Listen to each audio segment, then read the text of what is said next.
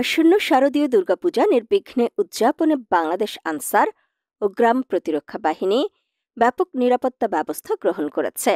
বাংলাদেশ আনসার ও গ্রাম প্রতিরক্ষা বাহিনী ২২ সেপ্টেম্বর এক সংবাদ বিজ্ঞপ্তিতে জানায়, ২৪ সেপ্টেম্বর থেকে ২ অক্টোবর পর্যন্ত টানা ৯ দিন সারা দেশের ৩১,৫৭৬ পূজা মণ্ডপে মোতায়েন থাকবে ২ লক্ষাধিক প্রশিক্ষণপ্রাপ্ত আনসার ভিডিপি সদস্যা। এতে বলা হয়, স্বরাষ্ট্র মন্ত্রণালয়ের নির্দেশনা অনুযায়ী এই বিশাল নিরাপত্তা কর্ম পরিকল্পনা বাস্তবায়নের পূর্বে বাহিনীর মহাপরিচালক মেজর জেনারেল আব্দুল মোতালেব সাজ্জাদ মাহমুদ, সদর দফতর এবং মাঠ পর্যায়ের কর্মকর্তা কর্মচারী, আনসার ব্যাটালিয়ন সদস্য এবং আনসার ভিডিপি সদস্যদের দিক নির্দেশনা দিয়েছেন। তিনি দায়িত্ব পালনে সতর্কতা, আন্তরিকতা ও জনগণ বান্ধব মনোভাবের উপর বিশেষ গুরুত্ব আরোপ করেছেন।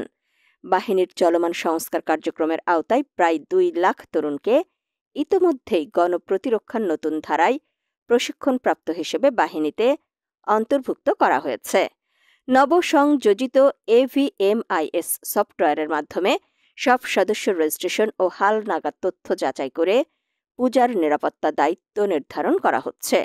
আসন্ন দুর্গাপূজাকে কেন্দ্র করে অধিক গুরুত্বপূর্ণ পূজা মণ্ডপে ৮ জন, গুরুত্বপূর্ণ পূজা মণ্ডপে ৬ জন এবং সাধারণ পূজা মণ্ডপে ৬ জন করে আনসার ভিডিপি সদস্য দায়িত্ব পালন করবেন। একই সাথে দেশের ৬৪ জেলায় ৯২টি battalion Ansar striking force team মোতায়েন থাকবে।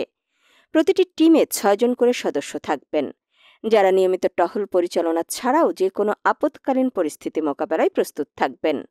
এবারের নিরাপত্তা কার্যক্রমকে আরও কার্যকর ও প্রযুক্তি নির্ভর করতে মোতায়েনকৃত সদস্যরা তাদের নির্ধারিত দায়িত্বের পাশাপাশি শারদীয় সুরক্ষা অ্যাপসের মাধ্যমে দুর্ঘটনা, গুরুত্বপূর্ণ ঘটনা বা অপ্রীতিকর পরিস্থিতি তাৎক্ষণিকভাবে রিপোর্ট করবেন।